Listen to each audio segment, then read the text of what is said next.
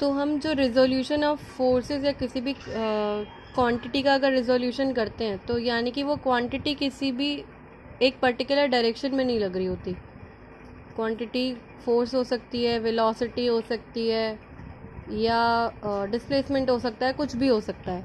ठीक है, तो वो एक पर्टिकुलर डायरेक्शन हॉरिजॉन्टल या वर्टिकल में ना होकर किसी एक इंक्लाइंड एंगल पे लगेगी, या हॉरिजॉन्टल से किसी एंगल पर या वर्टिकल से किसी एंगल पर लग रही होगी।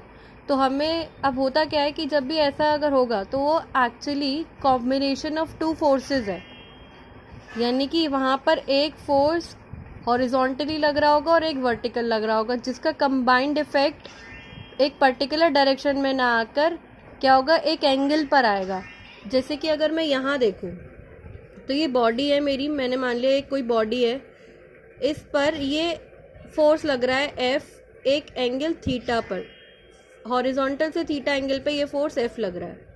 तो हुआ क्या कि ये जो थीटा एंगल पे था ये फोर्स, तो ये फोर्स जो है इसमें जो इफेक्ट होगा वो हॉरिजॉन्टल इफेक्ट भी होगा, वर्टिकल इफेक्ट भी होगा। तो मैंने इसको क्या किया, दो पार्ट्स में रिजॉल्व कर लिया, एक हॉरिजॉन्टल कंपोनेंट में और एक वर्टिकल कंपोनेंट में रिजॉल्व कर लिया। अब क्योंकि एंगल यहाँ पर ये माना हुआ है मैंने, तो अगर मैं इसको एक ट्राइंगल की हेल्प से शो करके दिखाऊं कि मैंने ये मान लिया ये मेरा पाथ है जिस पे मेरा फोर्स एफ लग रहा था एट एन एंगल थीटा, ये मान लिया एक ट्राइंगल है ए बी सी।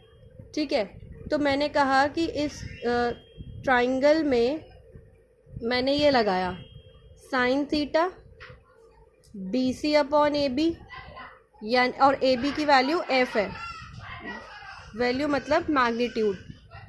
ठीक है, तो वो बी सी अपॉन एफ हो गया। तो यहाँ से बी सी की वैल्यू निकालूंगी तो वो क्या आएगा, एफ साइन थीटा आएगा। यानी ये जो बी सी है इसका मैग्नीट्यूड कितना है, एफ साइन थीटा। इसी तरह कॉस थीटा निकालूंगी तो वो A C upon A B आएगा, that means A C upon F. तो वो क्या होगा, इसमें से ए सी की वैल्यू निकालूंगी तो क्या आएगा, एफ कॉस थीटा। यानी कि ये जो ए सी है हॉरिजॉन्टल कंपोनेंट इस फोर्स का वो कितना है, एफ कॉस थीटा है। यानी कि फोर्स तो मेरा इस डायरेक्शन में सिर्फ एफ लग रहा था, लेकिन उसका इफेक्ट जो हॉरिजॉन्टल डायरेक्शन में आएगा वो आएगा एफ कॉस थीटा, और वर्टिकल डायरेक्शन में जो आएगा वो आएगा एफ साइन थीटा। ठीक है, अब इसका उल्टा भी हो सकता है। अगर किसी भी बॉडी पे एक वर्टिकल फोर्स और एक हॉरिजॉन्टल फोर्स लग रहा होगा तो इन दोनों फोर्स, अब ये दोनों ऑपोजिट तो है नहीं जो एक दूसरे को नलिफाई करें। ठीक है, तो अगर ऐसा होगा तो इनका जो इफेक्ट होगा वो किसी एक पर्टिकुलर डायरेक्शन, यानी कि ना तो पर्टिकुलर हॉरिजॉन्टल में होगा ना वर्टिकल, जबकि क्या होगा, एक इंक्लाइंड एंगल पे होगा जो कि इस तरह से शो होगा। ठीक है, अब होता क्या है कि अगर ये तुम्हारा अभी तो फोर्स ऐसे लग रहा था हॉरिजॉन्टल से थीटा एंगल पे अपवर्ड डायरेक्शन में, अगर ये ऐसे लग जाए, ऐसे लग रहा हो नीचे की तरफ डाउनवर्ड डायरेक्शन में, और मैंने एंगल थीटा ये मान लिया, अब जहाँ थीटा मानूंगी उसके साथ वाली जो लाइन होगी हमेशा उस पर ध्यान रखना, वही हमारा बेस होती है। तो वहाँ पर एफ कॉस थीटा ही लगेगा, और उसके परपेंडिकुलर डायरेक्शन में, यानी इस वाली लाइन के परपेंडिकुलर डायरेक्शन में एफ साइन थीटा लगेगा। ठीक, अब मैंने मान लिया अगर मेरा ये जो फोर्स इसी डायरेक्शन में है, लेकिन अब की बार एंगल यहाँ से न देकर अगर यहाँ से दिया हो, इस सरफेस से दे रखा हो, तब मेरा यहाँ पर एफ कॉस थीटा कॉम्पोनेंट लगेगा और एफ यहाँ पर एफ साइन थीटा लगेगा। अब मैंने यहाँ पे ये दे दिया, जैसे ये एंगल जो दे रखा है एफ फोर्स का वो हॉरिजॉन्टल से ना दे करके वर्टिकल सरफेस से दे रखा है। तो अगर वर्टिकल सरफेस से दे रखा होगा तो इस डायरेक्शन में मेरा एफ कॉस थीटा लगेगा, इस डायरेक्शन में साइन थीटा लगेगा। ठीक है, तो ये कंपलसरी नहीं है कि एफ कॉस थीटा ही हमेशा हॉरिजॉन्टल होगा और एफ साइन थीटा हमेशा वर्टिकल होगा। ये डिपेंड करेगा आपका जो एंगल है या जो आपका मेन फोर्स है उसका जो एंगल दे रखा है वो किस सरफेस से दे रखा है। अगर वो हॉरिजॉन्टल से है तो आपका F cos theta horizontal direction में आएगा। देखो यहाँ पे भी हॉरिजॉन्टल है, यहाँ पे भी हॉरिजॉन्टल है, ये प्लेन भी हॉरिजॉन्टल के प्लेन पैरेलल ही है।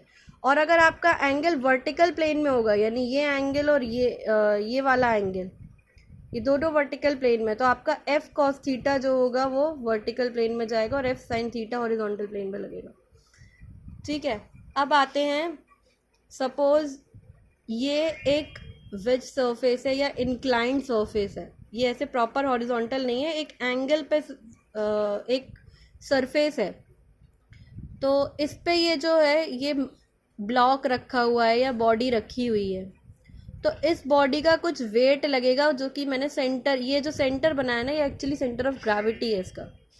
तो मैंने यहाँ से दिखा दिया कि इसका जो वेट है mg लग रहा है। अब ये वेट mg, अब अगर देखा जाए तो जो वैसे तो वेट यहाँ लगना चाहिए था, बट यहाँ नहीं लग रहा क्योंकि ये इंक्लाइंड सरफेस पे है, तो ये तो हमेशा डाउनवर्ड ही लगेगा, यानी कि इस सरफेस के परपेंडिकुलर। तो अब हुआ क्या, ये इससे एक एंगल पे हो गया, वो एंगल भी कितना होगा, थीटा के बराबर ही होगा। ठीक है, अब ये थीटा हो गया, तो ये कंपोनेंट कितना होगा इस फोर्स का, ये कंपोनेंट, क्योंकि यही एंगल थीटा है तो ये हो गया mg cos थीटा, और इसके परपेंडिकुलर कौन सा हो गया, mg sin थीटा। अब क्योंकि ये ब्लॉक इस सरफेस के कांटेक्ट में है तो ये सरफेस एक रिएक्शन फोर्स अप्लाई करेगा, जिसको कि मैंने r कहा। ये ऐसे अपवर्ड जा रहा है, और देखो इस सरफेस के बिल्कुल परपेंडिकुलर बनाया है मैंने, क्योंकि वो परपेंडिकुलर टू द सरफेस ही लगता है। और ये जो फोर्स Fs है ये क्या कर रहा है, अब क्योंकि अगर ये ब्लॉक नीचे आने की कोशिश करेगा तो इस सरफेस के अगेंस्ट नीचे आएगा, तो ये सरफेस एक इसकी ऑपोजिट डायरेक्शन में क्या लगाएगा, फ्रिक्शन फोर्स लगाएगा। तो ये जो फ्रिक्शन, ये जो Fs लिखा है ये फ्रिक्शनल फोर्स ही है। अब नॉर्मल कंडीशन में ये जो mg cos थीटा है ये तो हमारा रिएक्शन फोर्स से बैलेंस हो जाता है। अगर बैलेंस नहीं हुआ तो क्या होगा, अगर रिएक्शन फोर्स कम है तो ये नीचे जाने की कोशिश करेगा, वैसे तो होगा नहीं क्योंकि रिएक्शन बराबर ही मिलती है, तभी तो चीज़ें टिक पाती हैं सरफेस पे। अगर जो है r की वैल्यू बड़ी हो गई तो ये हवा में चला जाएगा, है ना, तो ऐसा तो होगा नहीं। तो r और mg cos थीटा तो हमेशा बराबर ही रहते हैं। तो अब आते हैं Fs और mg sin थीटा पे। तो अगर Fs की वैल्यू mg sin थीटा से बड़ी है या बराबर है तो तुम्हारा ब्लॉक मूव ही नहीं करेगा। खुद सोचो, ये फोर्स ज़्यादा है, ये फोर्स कम है, हमेशा इसी डायरेक्शन में फोर्स लगता रहेगा, तो ये कहीं मूव कर ही नहीं पाएगा, उल्टा ऊपर चढ़ जाएगा। ठीक है, अगर ज़्यादा है तो ऊपर चढ़ जाएगा, बराबर है तो यहीं रहेगा, कहीं नहीं जाएगा।